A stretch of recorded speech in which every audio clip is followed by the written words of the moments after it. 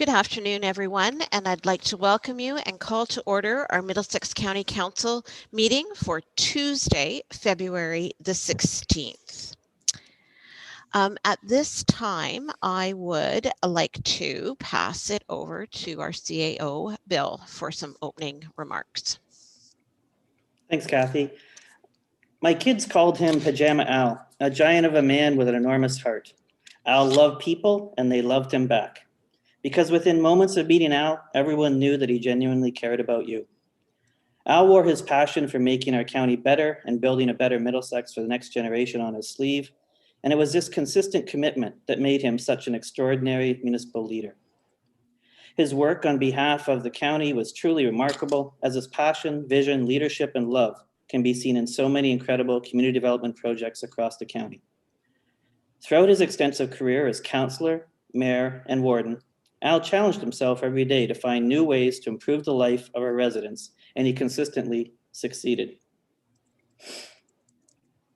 I met Al over 20 years ago, and we were fast friends.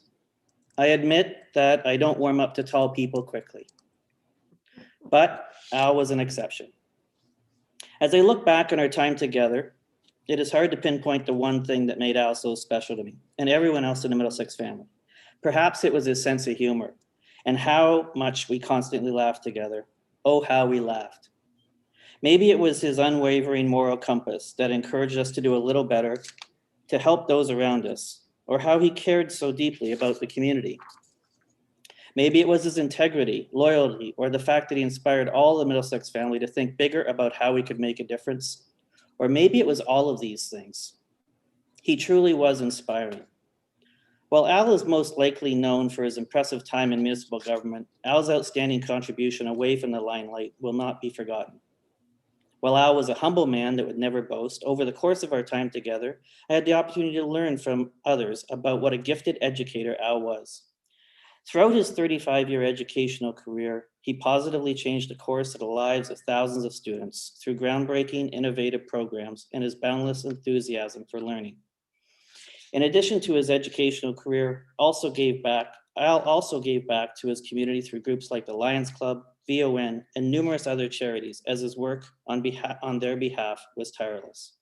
Throughout Al's life of community contribution, there was one constant: Ellen, a source of unconditional encouragement, love, and a shared goal to give back to the community that he loved. Smart, beautiful, caring, Ellen was the perfect partner for Al's lifelong journey. In recent weeks, we've lost a number of leaders that were foundational building blocks for Middlesex County, including Bill Grieve. While I never had the opportunity to work directly with Bill, I certainly knew who he was. Bill would always greet me the same way when he saw me. His "and how is Bill doing" greeting was out of genuine interest. His reputation as a country gentleman and as a legendary leader in Middlesex County certainly preceded him. How could it not? Bill's contribution to Middlesex started at a very young age and extended throughout his life on both the local and national stage. A true leader in the agricultural industry, Bill was the founding president of the Ontario Holstein branch and president of Holstein Canada. Bill also proudly gave back to the community as a member of the Western Fair Association for over 60 years, inspiring multiple generations of the agricultural community. Bill advanced his positive impact on Middlesex County through municipal leadership, and what a leader he was. As Reeve of North Dorchester and Warden of Middlesex County in 1975, Bill was a guiding light and a true foundational piece of the Middlesex County that we enjoy today. Middlesex is blessed with everything a county needs to be successful: a fantastic location, fertile ground, and a diverse economy. However, there is one truly decisive factor that makes Middlesex great, and that is the people that comprise the Middlesex spirit. Bill and Al exemplified that spirit every day, and they will be sorely missed. While these community leaders are gone, their inspiration, spirit, and memory will live on in each of us, thanks to their tremendous contributions to Middlesex County.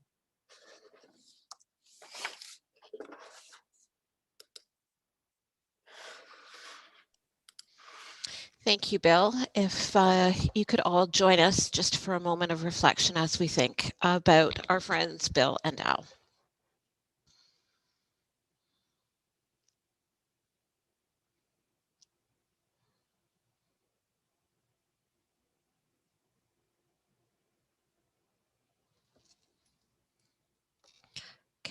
Thank you for that.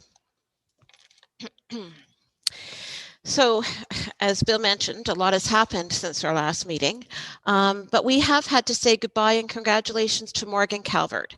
And as we know, Morgan has accepted the CAO position with Adelaide Metcalf. This is a great opportunity for Morgan, and we wish him the best of luck. We know that Adelaide Metcalf will thrive under his leadership. We, of course, are happy that he's still part of the Middlesex family.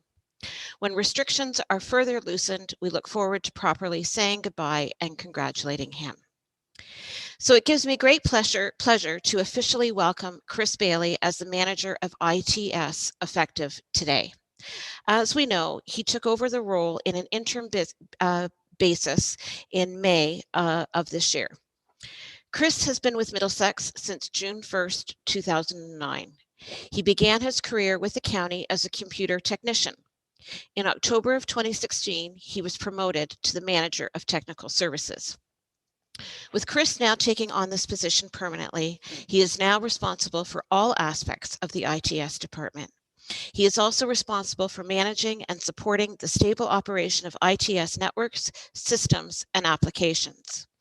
In carrying out the day-to-day operations of ITS, Chris ensures the effective, efficient, and timely development and implementation of business services and solutions to Middlesex County and to the local municipalities that participate in the ITS shared services. Please join me in welcoming and congratulating Chris on becoming part of our management team.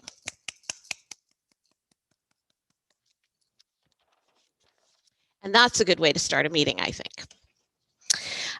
So moving on, is there any disclosure of pecuniary interest? Seeing none, any business arising from the minutes that you've had an opportunity to look at?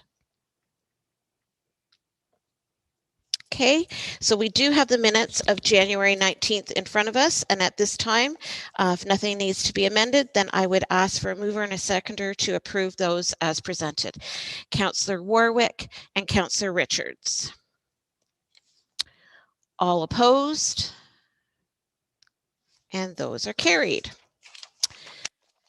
We do have a deputation today, and I'm pleased to welcome our friends from KPMG, Dylan Taylor and Ian Jeffries. And I'm not too sure if Ian's going to start us off and hand it over or how that's going to work, but welcome, gentlemen. Thanks for joining us, and I will hand it over to you. Wonderful. Thank you very much, Madam Warden. It's our privilege to be here today, and I will, in fact, start us off. We'll let Dylan do the heavy lifting in the middle, but we're going to walk through the audit plan that is in front of you all, that will work on the basis that you've read it. Sorry, I'm just trying to move it over here. There we go. But please interrupt us as we go if you've got any questions that you'd like answered, or save them till the end. That's fine as well. So we'll start with the executive summary on page 1, and really these items will be touched on in some detail throughout the report, but suffice to say that we're all well aware of the pandemic that is with us and has been for most of 11 months now. It does have a bearing on how we undertake our audit, and certainly it's the overlay to everything that we'll talk about today. It does require some extra audit work, as you might expect. Certainly, I don't think it's going to have a large bearing on the ultimate financial statement audit, but there are certain things as a result of the pandemic that are different, and we'll touch on those throughout. Audit materiality has been calculated, and we'll go through that calculation a little later on. Ian, sorry to interrupt. Would you like me to put the presentation up for everybody? You can do that if you'd like. I've got it here in front of me, but whatever's easiest for the members of council is fine.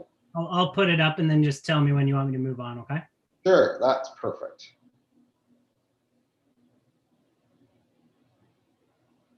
All right, so Chris, we're on right there. Yeah, perfect.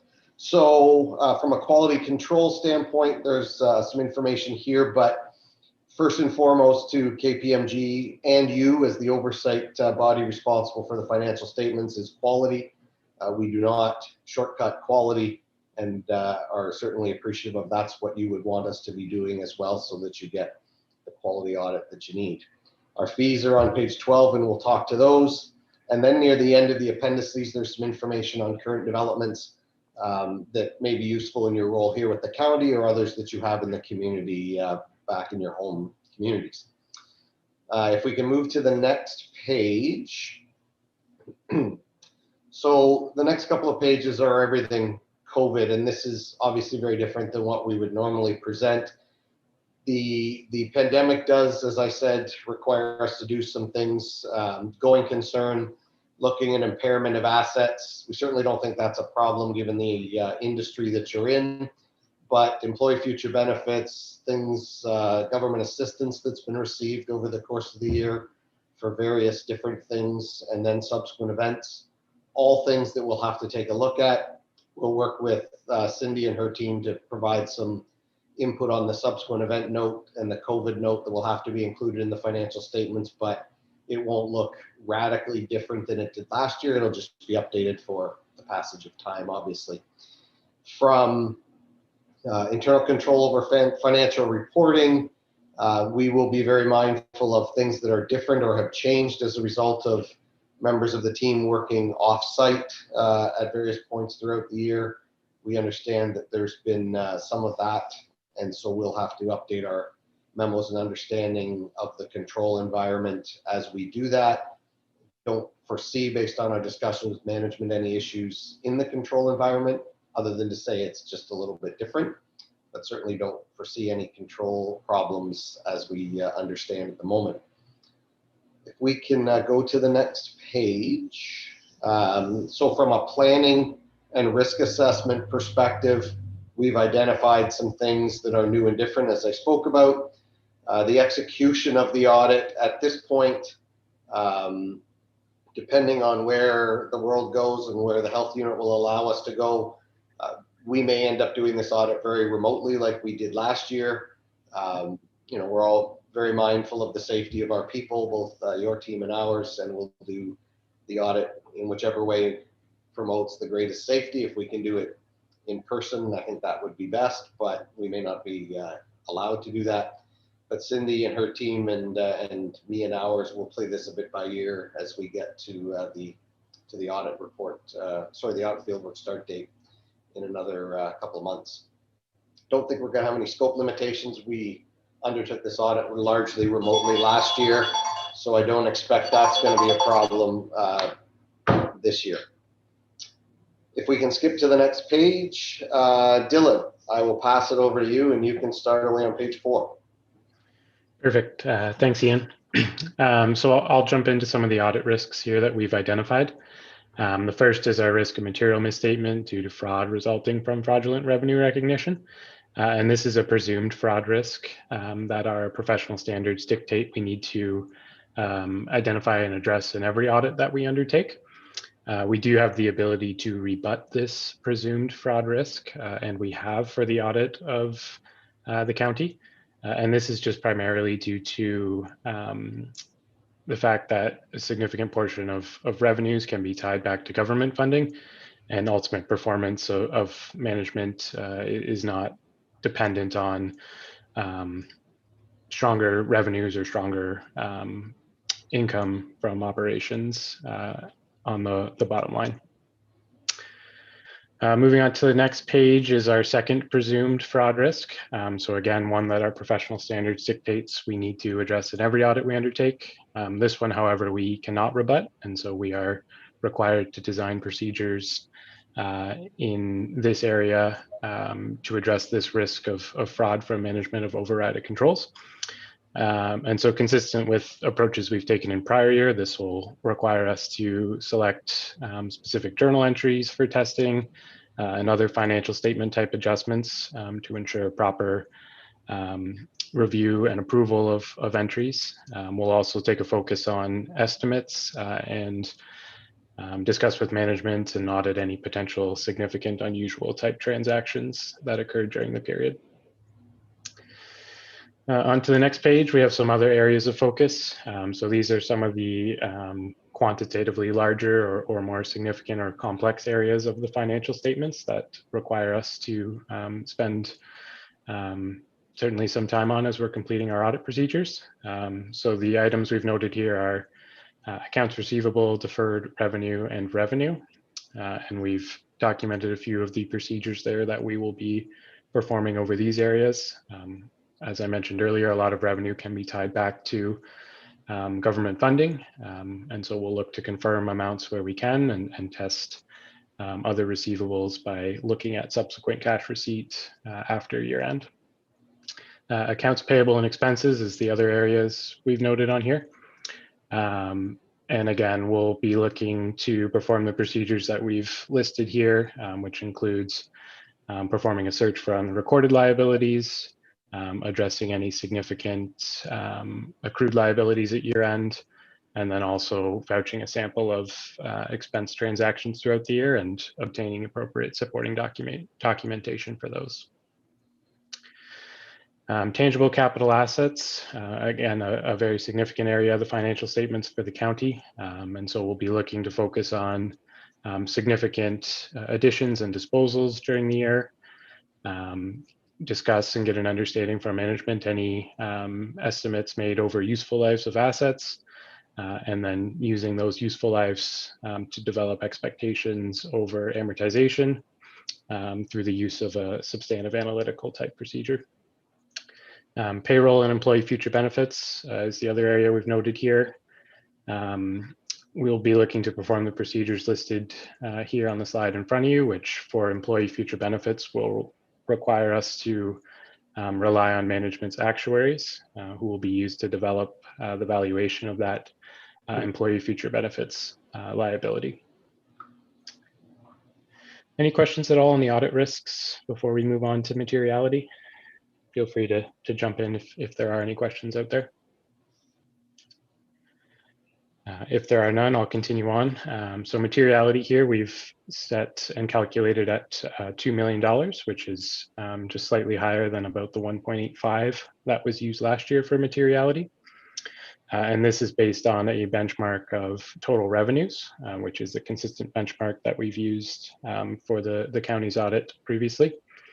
And we always look to set our materiality as a relative percentage of that underlying benchmark that we are using.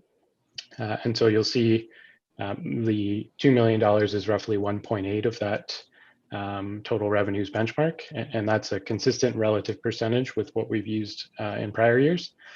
So the increase in the actual quantity of materiality is just solely based on the relative increase in the underlying benchmark. The other numbers there at the bottom that will be of interest is the audit misstatement posting threshold. So this has been set at $100,000, and for perspective, it is 5% of the materiality amount up above, or $2 million divided by 20. And this will be the number that we use to identify and accumulate any audit differences or adjustments that we identify as we're completing our audit procedures. We do use a slightly higher threshold if we're dealing with just a reclassification adjustment, just between balance sheet captions and one that doesn't affect the earnings. But these will be the thresholds we'll use, like I said, to accumulate and identify any differences, and we'll report back to council on any corrected audit adjustments or any audit differences that are left uncorrected in the financial statements when we report our findings. A quick slide here on audit quality and transparency. As Ian mentioned off the top of the presentation, certainly audit quality is of the utmost importance, both from your perspective and from ours. Our audit report wouldn't be all that valuable if audit quality wasn't a focus. And so we do like to reiterate that we have this audit quality framework in place that we follow, and it underpins everything we do while we're discussing with management and completing the audit procedures every year. Just a highlight here of some key deliverables and milestones, sort of the timeline for reference. So we've already had some preliminary planning discussions with Cindy and her team. Here today presenting our audit planning report. We have year-end fieldwork scheduled to start at the end of March there and continue on into the month of April, with the plan of being back in front of council towards the end of June to present our audit findings and work towards the ultimate audit reporting on the financial statements. And then once all complete, we'll have debriefs with management and start looking ahead to the 2021 audit. One thing to note this year is there is a new auditing standard that's been implemented that we'll need to address and follow for the 2020 audit. So some years there are changes to accounting standards that require management to account for things newly or differently. Same thing happens to us on the audit side. We have new standards that get implemented every few years that we need to address. So this year's new standard is around auditing accounting estimates and related disclosures. So we've listed a few points here to outline what this new standard means and what change it'll bring. Estimates are always an area that we have focused on as we've completed our audit. So this standard doesn't mean we now have to audit estimates and we never used to have to audit them. What it means is we just need to focus on them in greater detail and audit them potentially at a more granular level. And so it'll start by taking an inventory of all areas of the financial statement that potentially have estimation uncertainty associated with them. And we'll need to complete discussions with management and leverage prior year understanding and documentation to get an understanding of the degree of estimation uncertainty and potentially how much new or additional work we'll need to do to audit those accounting estimates under this new auditing standard for 2020. We can move on to the next page. These are our proposed fees. So the base fees, which are the first few lines there, are the standard audit fees for each entity. And these are in line with the proposal that was agreed to previously.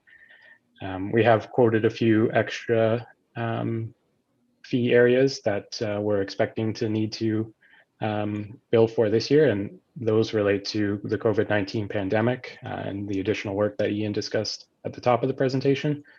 And then also we're expecting some incremental work to implement this new auditing standard over accounting estimates that I just discussed on the previous slide. So overall, we're not expecting them to cause a significant increase in the amount of work, but they certainly are additional areas where we will need to spend some incremental hours for the 2020 audit. And I'll point out too that these fee quote ranges are applicable to the group as a whole and not on an individual audit or individual entity basis. So we're expecting to come in somewhere in that range in total for all the audits over all entities. Any questions at all before I jump into the appendices? I won't spend too much time in here. I will go to Appendix I quickly.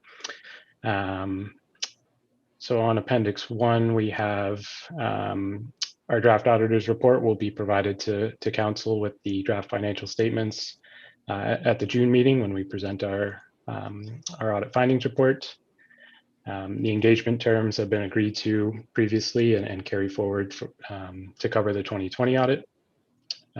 Also, our audit findings report, as I mentioned, we'll bring back in front of council at that June meeting.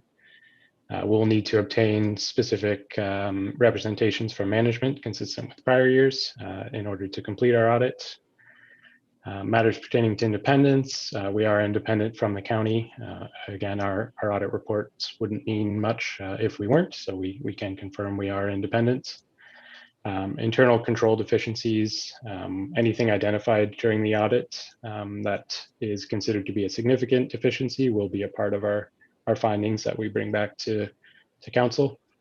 And then bottom left, required inquiries. We are required by our professional standards to inquire of those charged with governance, which would include this council, over any known areas of fraud or error that we might need to be aware of as we complete our 2020 audit. So don't necessarily need to speak up now, but my contact information, Ian's contact information is at the start of this report. if there is anything out there that anyone is aware of that we might need to be made aware of, please don't hesitate to reach out to us prior to us starting our audit work. So the rest of the appendices here, I won't go through in too much detail. It's a lot of additional information we like to include when we present the report, our planning report, to board of directors, audit committees, or other governance bodies such as the council. So if there's any specific questions about them, happy to address those and answer them. But if there are none, I'll sort of wrap up the planning presentation here and open it up to questions if anybody has any questions at this point. Hey, thanks very much for that, Ian and Dylan. Appreciate walking us through the next few months. So as both of them said, are there any questions or comments from council at this time?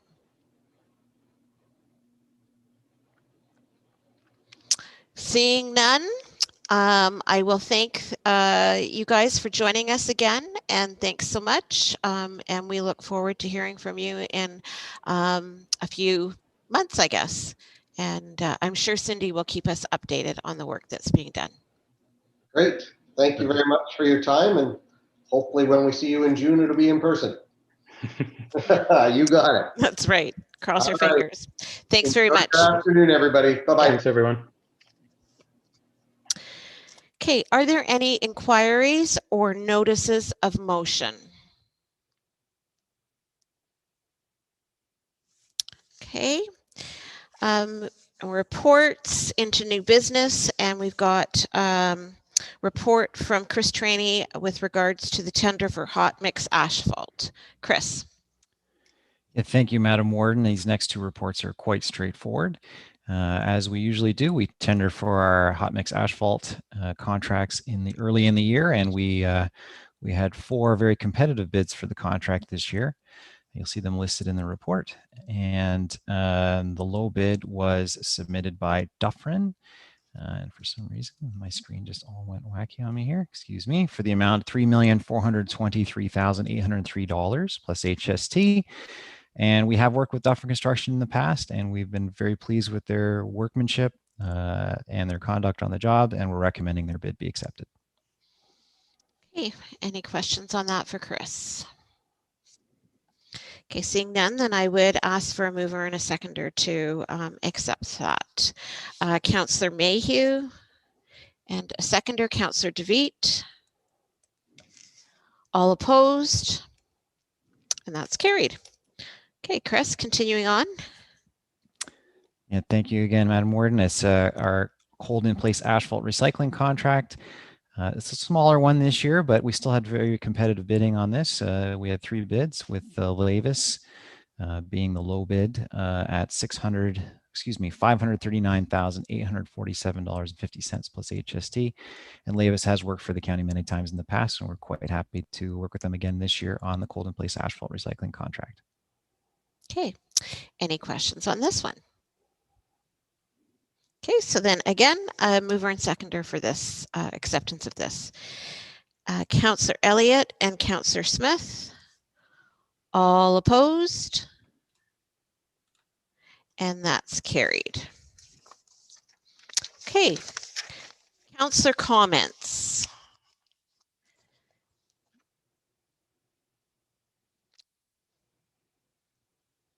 No comments. Bill, your camera's off, but I didn't know if you wanted to speak at this time about the Adelaide Metcalfe and how we've come to an end with our relationship. Yes, yesterday. So I've been constantly giving you updates as we work through that project. And as of yesterday, that project's complete.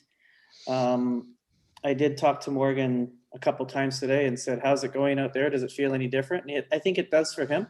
And he's excited by his new role, and we're happy for him. And I just wanted to take a moment, Warden, to thank the team that supported that. So of course, Morgan was our conduit there, but behind the scenes and often at the forefront of those scenes were Chris Trainey, who did some incredible work for us on the various infrastructure initiatives that Adelaide Metcalf was working on. Certainly Cindy had an amazing responsibility when it came to getting the financial house in order and getting prepared for the budget and doing all of the work, and her team behind Cindy deserves a lot of credit as well. Jessica did a lot of work on the HR side, and I helped her out with the recruitment for the CAO, but Jessica did a ton of work related to getting their job descriptions and a number of other HR matters in order in Adelaide Metcalf. So I just wanted to take this opportunity, Warden, to say, one, we're done the project, and I think it went very, very well, and we created some really great new relationships with Adelaide Metcalf. And then second, to publicly thank the team that supported that project. I can tell you that I sprung it on them, said, hey, there's a need. I think we need to do this. And it was a lot of maybe a couple of beer sessions back here where we would talk about what it is we were going to do, and lots of Zoom meetings, but and lots of late nights figuring out how we were going to do that in Adelaide Metcalf. But thank you very much to our team that got us to this point. And I think Adelaide Metcalf was very pleased with the help they received. Great. Thank you very much for that, Bill. And I think just having participated in some updates as to the work that was going on, absolutely the group needs to be acknowledged publicly for the work that they've done. Councillor Smith.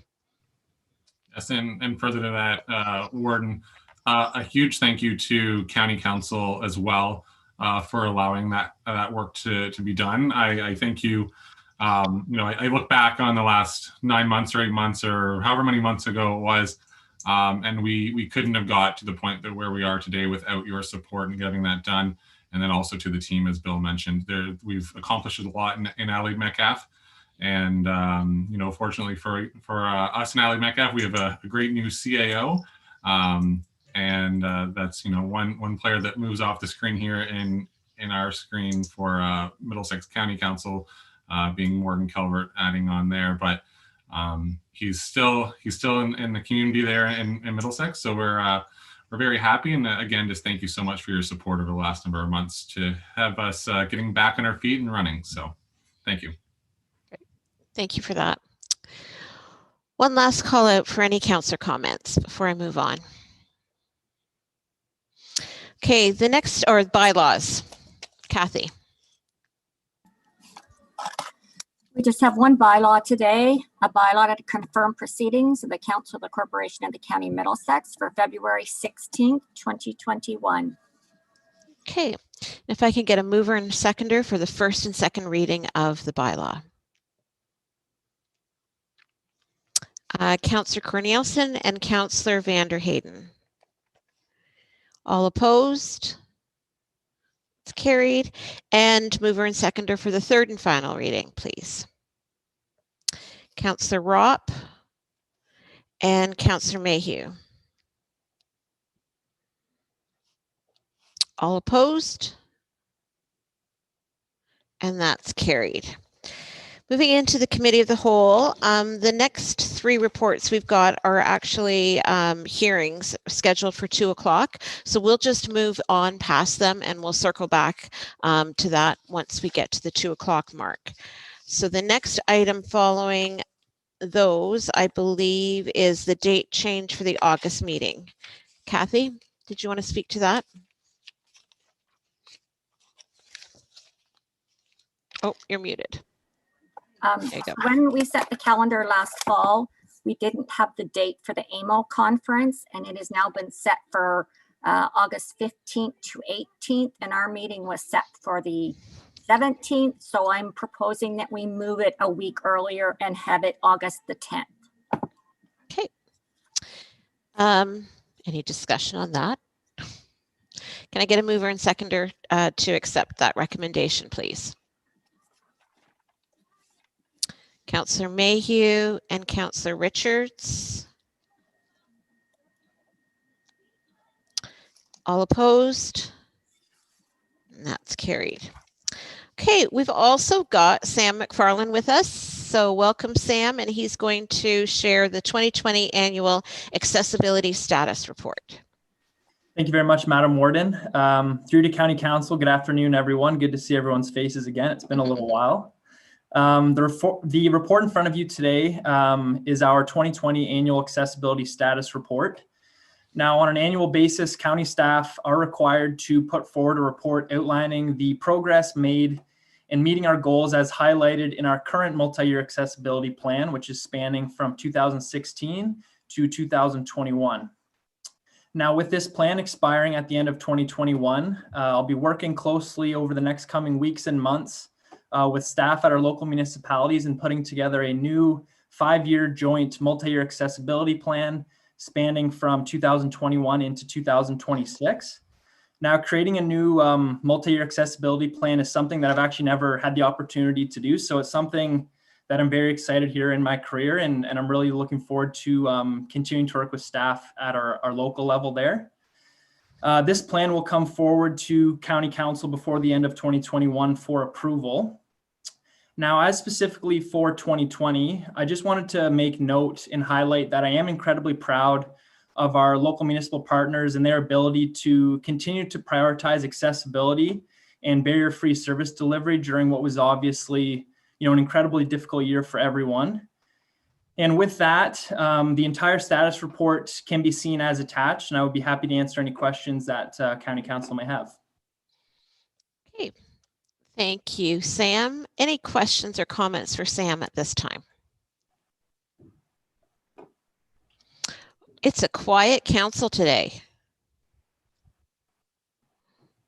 Okay, seeing none, then again, I would ask for a mover and seconder to approve as presented the accessibility status report, and then it will be posted to the website. Councillor Brennan and Councillor Warwick. All opposed? And that's carried. Thanks very much, Sam. It's good to see you. You as well. Moving on to Adelaide Metcalfe Official Plan Amendment. Dirk. Thank you, through the Warden. So this is not the first aggregate official plan amendment you've seen, but so this would really just change the designation from an agricultural area to an aggregate extraction in order to permit the expansion of an existing sand and gravel operation. The official plan amendment also actually puts a little bit of land the other way. It was just a mapping error from many years ago, so that was corrected. Overall, it's an existing 11 hectare licensed area, and the expansion would add another 25 hectares to it. So appended to the report are the location map, the local planning reports, and then I also included in this one the proponents planning report, which summarizes all of the various, as you know, there's a lot of documents that have to support aggregate extraction. So most of the land, with the exception of about a 2 hectare area that would be a pond, most of the land would be returned to agriculture afterwards. And as you know, the provincial policy statement and then our official plans also do allow for aggregate extraction as an interim use.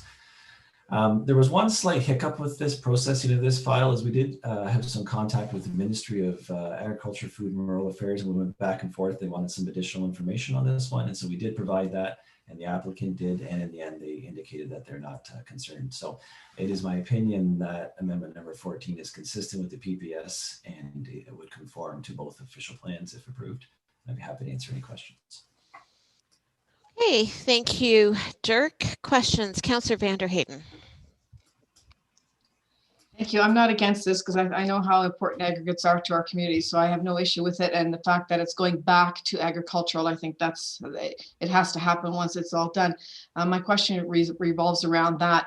Is there a timeline as to when that will go back into agriculture, or just want to make sure that whoever is doing the aggregates has some kind of a goal in mind when this is when they've used all the aggregates that they can get out of there, that they actually put it back within a specific reliable time frame.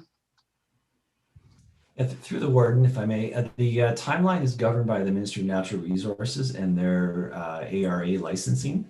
I'm sure you've seen some of those older applications that were sort of pre the current ARA, and some people will sort of leave those as open files and kind of never rehabilitate them.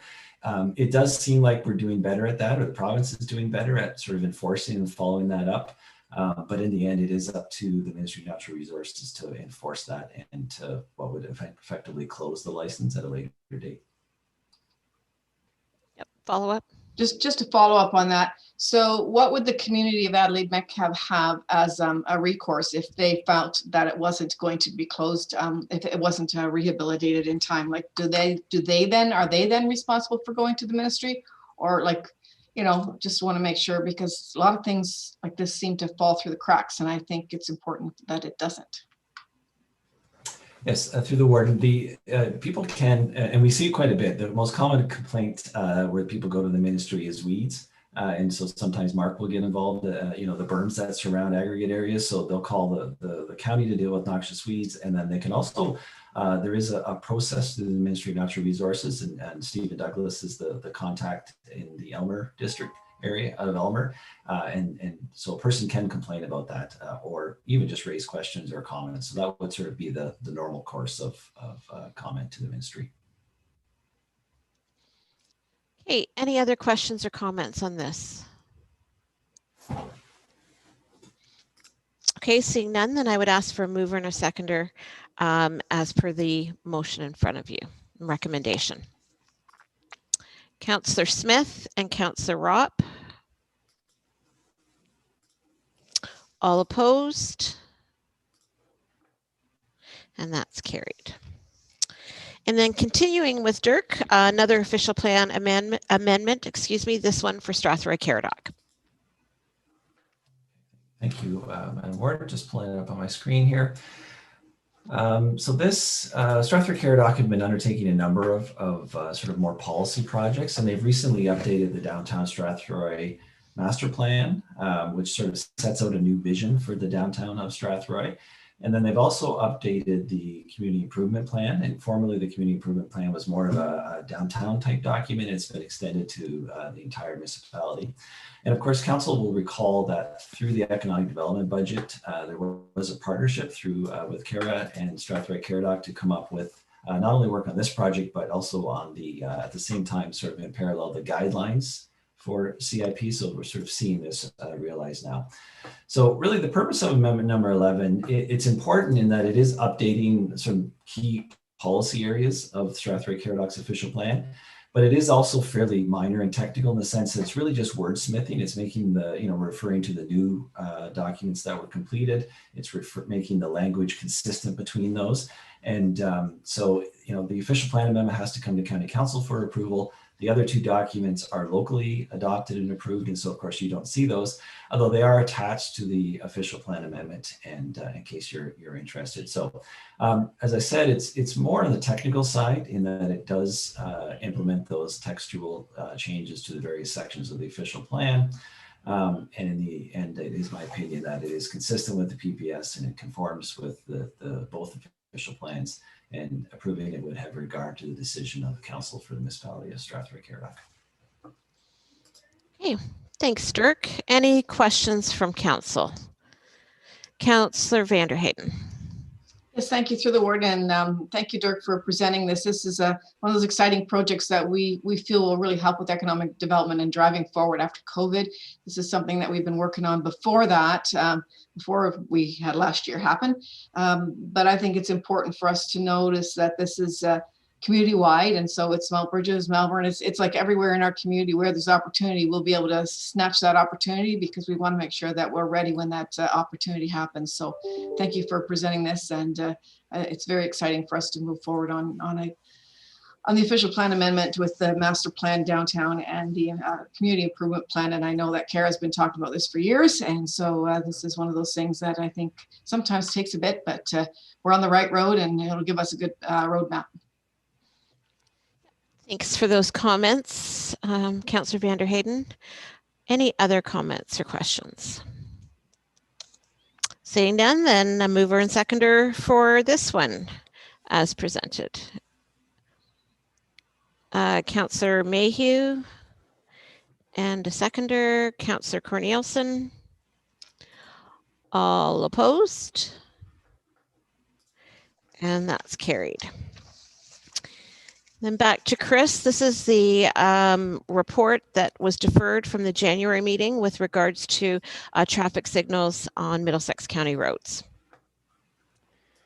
Yeah, thank you, Madam Warden. Again, I apologize for my absence at the last meeting, and my thanks to Bill for stick handling a couple of pretty interesting engineering reports on my behalf. I think he did a good job, and he understands how it can be difficult talking about traffic signals in the county, even though we don't do it all that often. We do it once a year. So I'm going to go through this report fairly quickly because I think the background information is there, and I did listen to the council meeting online, and I do understand some of the questions and come prepared to kind of answer those and talk about those in more detail. And I think I'll just start with sort of the generalized ones where I'm not recommending installation for a couple of different reasons, and they're more about looking at these locations more sort of holistically across either the whole town in Strathroy itself. We're just starting a transportation master plan in Strathroy. Lots of traffic in Strathroy. I want to make sure these traffic signals all work together. So we're looking at that in more detail. We'll likely have recommendations for 2022. We'll likely be seeing installations of a number of traffic signals in Strathroy Caradoc on county roads as part of our 2022 budget. The other one is Tunks Lane and Glendon Drive. As council knows, we're underway with the detailed design of the Glendon Drive, Vanek, Jeffreys, our Five Corners roundabout. We're also very close to seeing traffic signals installed at the new subdivision just slightly to the east of Tunks Lane and Glendon Drive.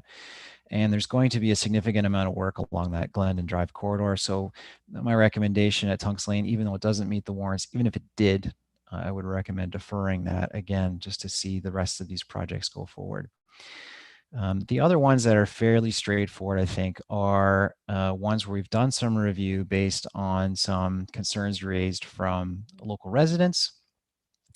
The County Road 16, County Road 17, which is Nairn and Ilderton Road, we have enhanced rumble strips at that location.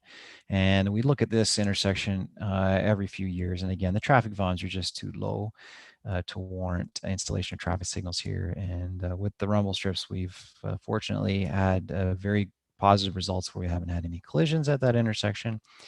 The other one is Ilderton Road and Highbury Avenue. Again, just not enough traffic there. We had a couple of collisions there that raised some concerns last year that coincided with a bit of a spike we saw with speed racing in the county and in the province as a whole. Somewhat we think related to COVID, but we don't want to link those two together. And again, traffic signals there wouldn't have prevented those collisions from happening. So we're not recommending that at this time either. So the two, I think, outstanding ones, and I do have the comments here from the last council meeting. So I'll talk specifically first about Dundas Street and Isuri Road.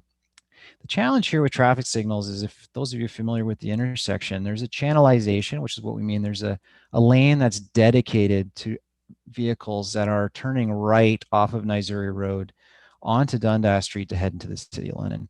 And that removes a big portion of the traffic that is traveling off of Isuri Road that goes in that direction. So when we look at the traffic signal warrants for Isuri and Dundas Street, the actual traffic that gets to the intersection is only traffic that's turning left.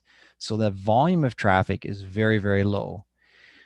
On the flip side, is, as Councillor Elliott, I think, mentioned in the meeting, or it might have been Councillor Warwick, I apologize, there's a delay to people trying to turn left off of Isuri Road onto Dundas Street. Now, we've fortunately haven't seen collisions, but there is a delay there to vehicles on a few hours of the day, mostly in the evening. We see sort of like 3 to 5 o'clock.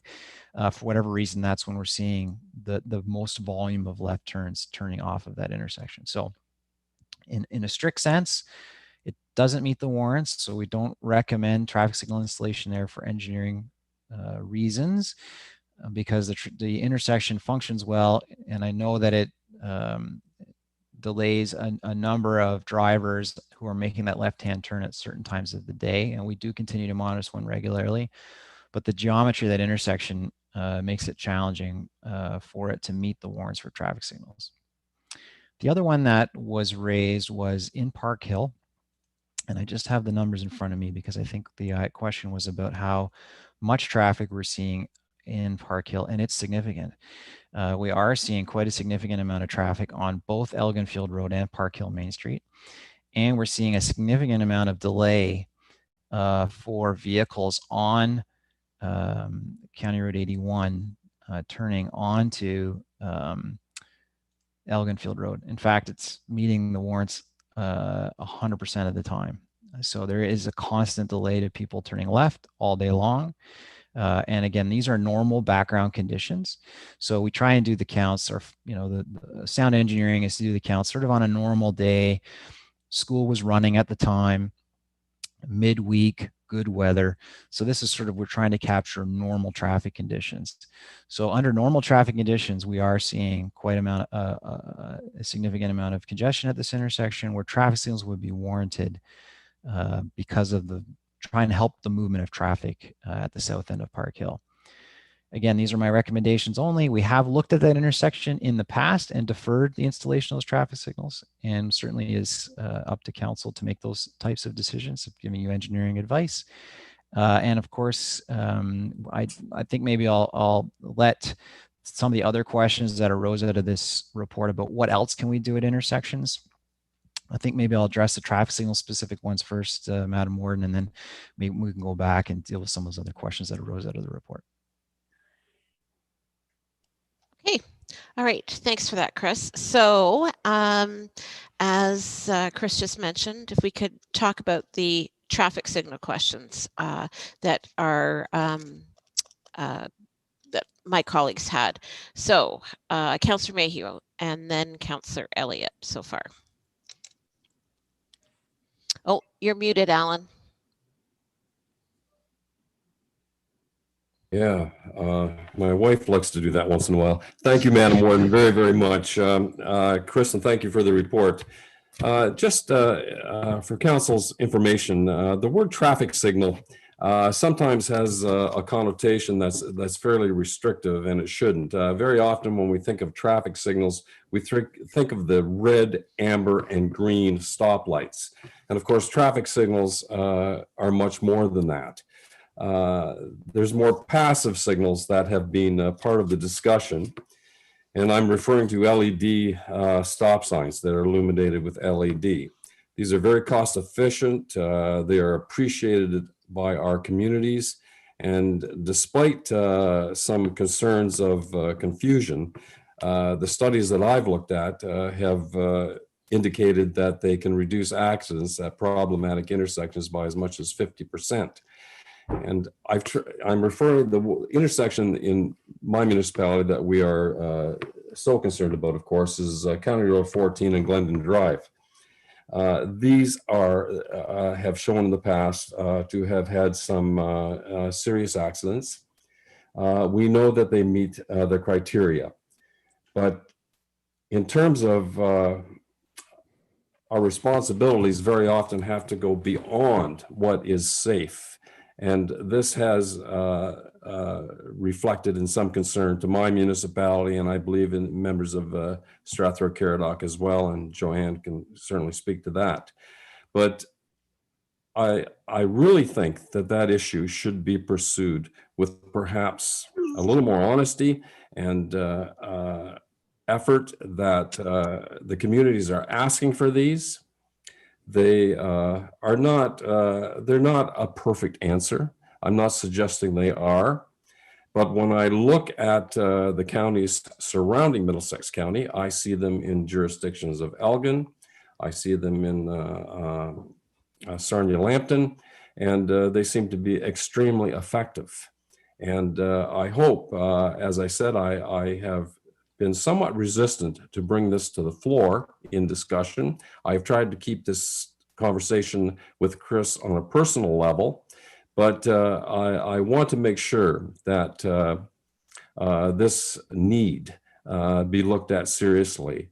And as a result, I advise County Council of this. Thank you very much, Madam Warden. Councillor Mayhew. Councillor Elliott. Thank you, and through the Warden. I did speak in regards to the Nisery and Dundas traffic signals in the previous meeting, and I think in the 6 years I have been on council, this has been brought up as one of the intersections that our residents are most concerned about. And the concern that I also have is that those delays in turning left onto Dundas Street are forcing traffic, and I will say that I do this personally, onto Fairview Road, onto one of our local roads. So we're pushing people off of our county roads onto our local roads in order to make a safe turn onto Dundas Street, and whether or not they're turning left to head towards Oxford County, or whether they make that quick right in order to make a left onto Shaw at the light there. So that's just my concern on it as well, is that delay in turning left on Dundas is forcing heavier traffic, including transport trucks, onto our local roads, just because there is that delay in order to make that turn. And I know you talked about even on the days that we see that heavier traffic, and it is a lot on the weekends too. When Trails End is open, we see a lot of traffic at that intersection. So that's just one that I hope that, I know you might not warrant a traffic signal at the moment, but that we have some sort of idea on what we can do with that intersection and to move some traffic back onto Niseray Road. Okay, any other questions or comments? Councillor Ropp. Thank you. Specifically to the report, Chris, I'm in support of those lights on Main Street and Elginfield Road. As you and I both know, there's going to be growth at that corner as well to increase the traffic. And do you find in general, when there isn't lights and it's not much traffic, that people get impatient and they just cut a lot of cars off? Do you find that more? I think that's everywhere, isn't it? Just a bit of road impatience and stuff. And I think with that intersection, it is warranted this time. Yeah, through the warden to Councillor Ropp, I think if drivers would be more patient across the board, we wouldn't be having these types of discussions. I think driver impatience factors heavily into the reasons why we have collisions. And you're absolutely right. It's the near misses that we almost impossible for us to quantify that likely are happening there on a daily basis. The other sort of positive about the timing of those traffic signals in Park Hill is we're undertaking renewal of the Main Street in Park Hill in cooperation with North Middlesex. You'll see that as part of my capital budget. So the timing's actually quite good if we're going to be up there doing road work. It's nice to sort of dovetail these two projects together. The budget this year will allow us to get the materials together and get all the parts ordered as we do the rest of that work, hopefully in 2022. But I would agree. It's getting busier there and challenging, and there is growth in the area, and there is growth in Park Hill. So we will continue to see traffic volumes grow in that area. Follow up, Brian.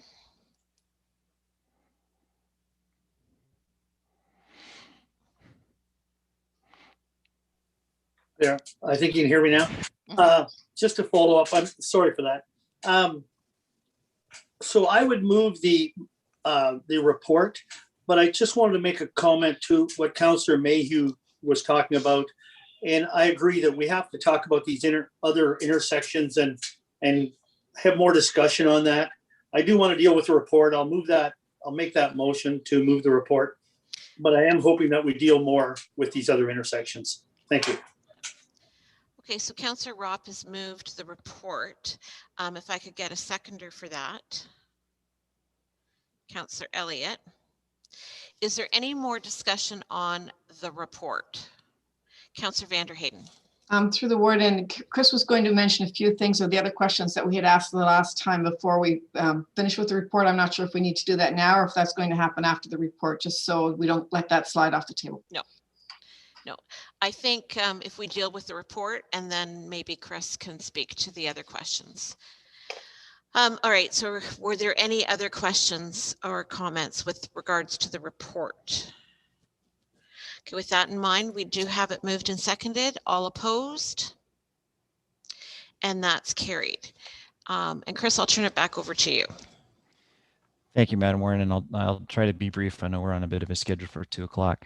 So, hearing some of the comments from the last meeting about what else can we do at intersections, what other tools are out there are available to us. As Councillor Mayhew said, we have LED stop signs and other signs that are fairly new in sort of our road safety toolbox.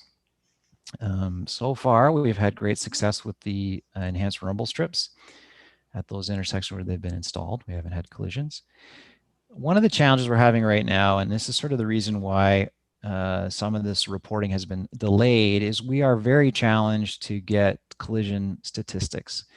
There has been a change at the provincial level that has made it nearly impossible to get collision statistics from the MTO.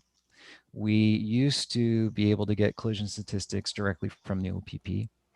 We used to collect collision data quarterly. We would tally that, have that information internally, and we would be able to use that information to make wise decisions around traffic safety measures. So, for example, I know one issue that Councillor Smith and I have talked about on a number of occasions is illumination. What effect does illumination have for reducing collisions at our intersections? Well, it helps at night. The last time I looked at Glennon and Melbourne, because it's sort of been in forefront of what we're focusing on for collisions, none of the collisions happened at night. One was in the evening time, but it was dusk, but there was still light. So the question is, would a luminaire have helped at that intersection? We're not sure, but that kind of data is important to us to know when collisions are happening, what types of collisions are happening, what the frequency they are, and sort of what the rate is per the volume of traffic, right? You may have 2 collisions at an intersection with very little traffic, and that may be very serious compared to, say, 20 collisions at a more busy intersection. So I continue to work with Ontario Good Roads Association, Municipal Engineers Association. I'm actually leading the charge with MEA right now. I've been dealing with there's a couple of gentlemen who work for the OPP who actually have designed a program to help OPP put data into this provincial-wide system of collision data.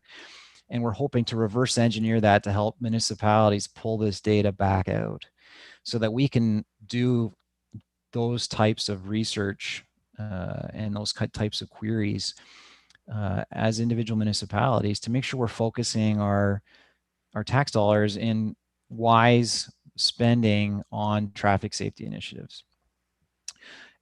The other thing I want to say about when we look at traffic safety features is we need to do it in a systematic way. So, for example, I do appreciate the concern, the public concern, and a rightful public concern about safety at Melbourne and Glendon Drive. But I can't look at that in isolation. We need to look at intersections across the county and see whether or not there are other locations where these types of signs may have an additional benefit. So when we talk about things like, for example, this traffic signal report we just approved, the council has decided that this is a good method that we use. We look at warrants based on tried and true methods for putting these things in the right location, helping move traffic, improving road safety. Those types of tools are available for these other safety measures as well. Rumble strips, flashing lights, LED stop sign, anything like that. So we need to look at the system as a whole. I actually started to work on a framework with my staff about illumination, but the foundation for all these things is data, and we need to get this data from this system, and we're doing our best to try and pull that data out. When we have that information, that will really help us illuminate staff, and then we can actually present that information to council and to the public so that we can show what we're doing in the county is we can measure ourselves, make sure what we're doing is actually helping, and we can also target things in a more educated way to make sure we're doing the best for our residents and our visitors with regards to traffic safety. So I do appreciate the comments from council. I can assure you I do hear them from the public on a regular basis. That I do rely on the public to let us know where they're seeing these types of concerns. Actually helps us as a basis for when we start modifying our posted speed limits. That really helps us.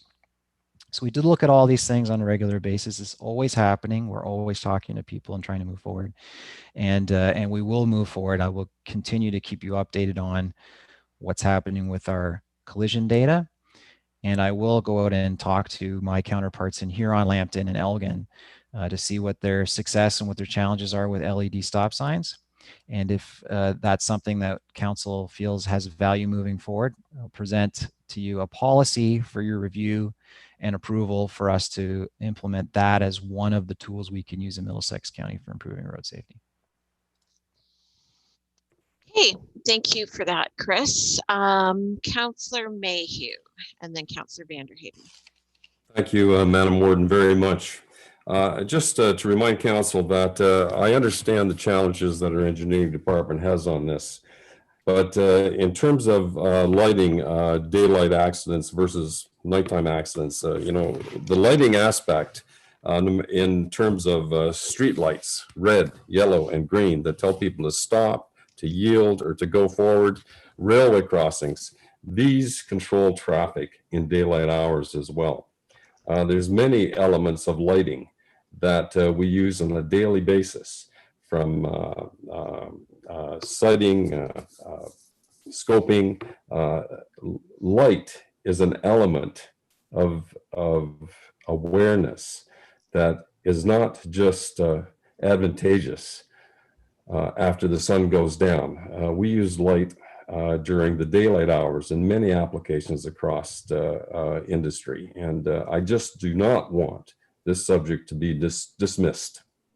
Thank you, Madam Warden. So Councillor Mayhew, Councillor Vanderheyden. Thank you. And thank you, Mr. Trainee. You did a good job in explaining all of that. And I appreciate, you know, every corner is different and every situation is different. I find it very disturbing that we can't get the data that we need, because in this day and age, with all the data that we can garner from so many different places, I find that very disturbing. And that's the kind of thing that we as politicians can help with. If there's something that you think that we can do to lobby or advocate or call our MPP to say, you know, these groups have to work together and we need to get this done. I mean, our communities pay for policing. We pay for the MTI. We pay for all our tax dollars go into this. So the fact that they make it difficult for us to get the data that they're already collecting, to me, is just a crime. And I think we need it to keep our citizens safe, and that should be all of our goals. So that's my little speech on that one. Rumble strips, I get it. That's a rural area fix. I mean, I could imagine how quick I would be lynched if we put rumble strips down one of our streets right downtown. And that fact that is not because it's not safe and it doesn't keep people aware all of a sudden that there's a change. It's because of the noise to the neighbors. So there has to be some kind of thought process for that as well. And you know, the people that we have that are really concerned about the rumble strips over at that corner that we're talking about in Melbourne, I get it. I mean, they're awake at night because cars going over rumble strips. Well, so are the drivers that are now not going through the corner. So where is the payoff, and where is the compassion for the people that are hearing this every single car, every single truck that goes by? And this is where Councillor Mayhew and I are concerned that at that corner, what else can we do? And if the data really shows that it's only driver error at that corner, that's one thing. But we don't even have that data to prove that. So where do we go from here? And that's we've been working on this for quite a while, and it's time that we figured out something. We have to do something, and that's where I guess our concern is, and that's where the frustration lies. So nothing about, you know, you guys are doing a good job. I get it, and I know that OGRA and they work very hard on our behalf. I get all of that, but at what point do we say, okay, this is an opportunity, let's try this, or let's you know, work together on that? And I'm sure I'm going to get a call one of these days, because after our last call with them, and that was already quite a while ago, we haven't really done anything or returned any of those calls after that. And I think that's a shame, because I have nothing else to report to them. I can give you a brief update on that intersection, Madam Warden, or we can leave it. Just a brief update, and we do have to move on the woodland thing, but I think a brief update, and then maybe just a quick, if you could recap what your timeline is, you think. Absolutely. So quick update on the corner. We're not done there. I think I made it clear in our meeting last fall. look outside the window today. It's challenging to do things with pavement and signs in the winter. Very challenging. So it's not done. We're not finished there. We're looking at other opportunities to soften the rumble strips, looking at other tools. I would also sort of remind those watching, people who live out there, I really appreciate your patience with this. We haven't turned our back on it. We are moving forward with it. But we have made improvements at intersection over a number of years. We've done a whole bunch of different things there to clean sight lines up, bigger stop signs, rumble strips, all these types of things have been added there, and we'll continue to look at those. On the other side, the timeline of where we're at with, I can tell you right now, I will be reaching out to my colleagues in Huron, Elgin, and Lambton, seeing what they have as far as policy framework, seeing what's been happening with the use of the LED signs in those communities. I have been in contact with my counterparts in Huron over the last couple of years, waiting for the results of their study. And we will look at that and bring something back to council to talk to them about that in the near future. I can't say it's going to be next month. It probably will be in the spring. And we will also be reconvening with that local group in the spring around Melbourne and Glendon Drive when we have another set of options that we're going to try there in order to, one, help the residents, and two, bring further safety improvements to that location. All right. Were there any other questions on the information that Chris just presented? Okay, seeing none, then we're going to circle back and we're going to hit the woodlands applications at this time. And if I'm right, the next thing after the woodlands would be the hot mix asphalt and paving, just so that I have that marked correctly, okay?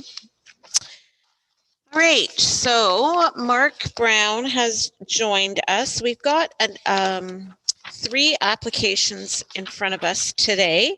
And the first one is with regards to a property in Adelaide Metcalfe. So Mark, welcome, and I'll hand it over to you. Thank you, Madam Warden. Good afternoon, everybody. Hope you're all doing well. We have the landowner here for this application, Tony Van Aert. It's located in Adelaide Metcalfe. Hope you don't mind, I'm going to read from my synopsis sheet so I don't get distracted or take off into tangent.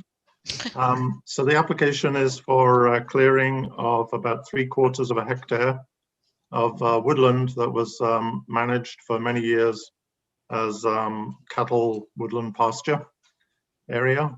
It's a peninsula that juts up into the main crop field. It is quite well, it's noticeably more sparsely populated in terms of the trees and the understory than the adjacent woodlands, which border onto the 401 corridor. Predominantly, the species composition at the moment is maple, beech, and a little bit of hickory. If council wishes to approve this, it represents about 15% of the overall woodland on the subject property, but it is part of a much larger 11-hectare complex, woodland complex, which runs along the 402 corridor. And as you can see, probably from the aerial comparison from 1955 to current present day. Thank you, Chris, for switching that. Big chunk of the woodland was taken out to build that 402 corridor, and but it has actually filled in on both sides of the 402, which is quite encouraging. So looks like the adjacent landowners are looking after their woodlands as they butt onto the 402 there.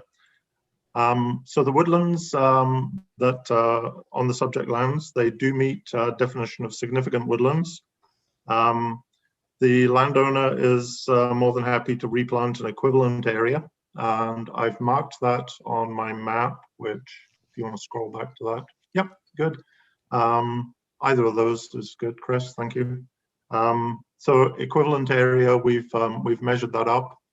I think the center area was probably associated with some kind of municipal drain or drainage works that happened a while ago. But anyway, that area can be replanted. There's a small area on the right, and then an infill area to the left of the area proposed to be cleared that can be filled in. And then it won't be a straight line along the back, but Mr. Van Aert will have a much more squared off and more easily farmed piece of property there. So yes, we are looking at a no net loss. So it meets our no net loss policy. And I think the only query I've received on this application is just an email to ask if replanting is required or going to happen. And I've answered that one. And which comes to my recommendation. Staff's recommendation is that this proposal be granted. We take a security deposit until the new trees in the areas marked on the map are signed off as free to grow. And of course, the approval would also be conditional to all of the other detailed conditions in the report. And that sums it up. Thank you for me, Madam Warden. Hey, thank you, Mark. Now, I know the applicant is on the line. He's joined us. I don't know, Mr. Van Aert, if you have anything to add to that before I open it up to comments from council. Oh, you're muted, sir.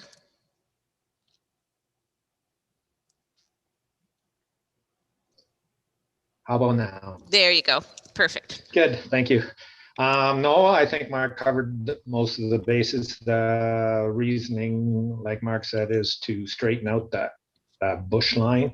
What we've been doing, we've been farming around it, but we found that we're getting into problems with cultivators and stuff being big, that they don't get into that area. And so if we could straighten that out, that would keep us being able to work the property line better, and we could fill in the small crevices and stuff that we can't get into anyway. So that's the main reason why we want to do this. The woodlot itself, like Mark said, is had cattle in it for years and years. We've taken the fences out and whatnot. And I think that if we can fill in those crevices and clear off the part that doesn't have very many trees anyway, then we can make it a nice straight line, make it more accessible. Okay, appreciate that. Thank you very much. Any questions or comments from council at this time? Councillor Vander Hayden. Thank you, through the warden. Mark, I appreciate the report, and I'm going to accept the report as written, but my question is also on the replanting. I know I said that last week. I was going to ask this question, or 2 weeks ago, or whenever the last meeting was. It was interesting, by the way, to see that map of 1955 and now. I don't remember 1955 very well, but apparently I was born that year, so I can see that that's a long time ago. It was very interesting to see how well it grew in, and I really appreciated that. Is there any timeline on following up when those trees will? I know we've got a deposit and all that stuff, but is there a timeline so that, you know, I imagine Mr. Miller's going to live there for a long time, but, you know, say he sells the property, he decides somebody comes in and offers him $1 gazillion for that property next week, and he's already cut the trees down. How do we know, when do we go back to find out when those trees are going to be replanted? Because they need to be replanted. Doesn't matter who lives there.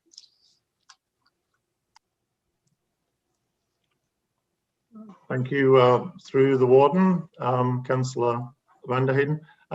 So we take a security deposit, as you mentioned. Typically 3 to 5 years is the timeline for that replanting areas to be established, to free to grow. So I would expect the landowner to be calling me asking for his deposit to be refunded in the kind of the 3 to 4, maybe 5 years timeline. It all depends a little bit on how well it's weeded and the trees, you know, are managed, and also the deer population, so they don't browse off the trees. So we get them up and, you know, quickly. But I think there's a good incentive there for the landowner to get them planted. I'm sure he doesn't want to be out of pocket for too many years. But of course, if the landowner had an amazing offer, and someone purchased that property.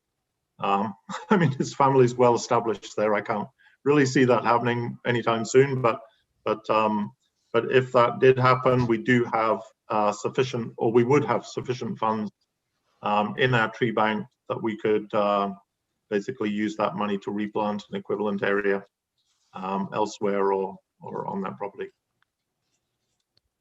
Okay. Any other questions or comments from council at this time? Okay, so the recommendation is in front of you. There are a number of conditions set out with that recommendation. So I would entertain a mover and seconder for the recommendation at this time. Councillor Elliott and Councillor Richards. And all opposed?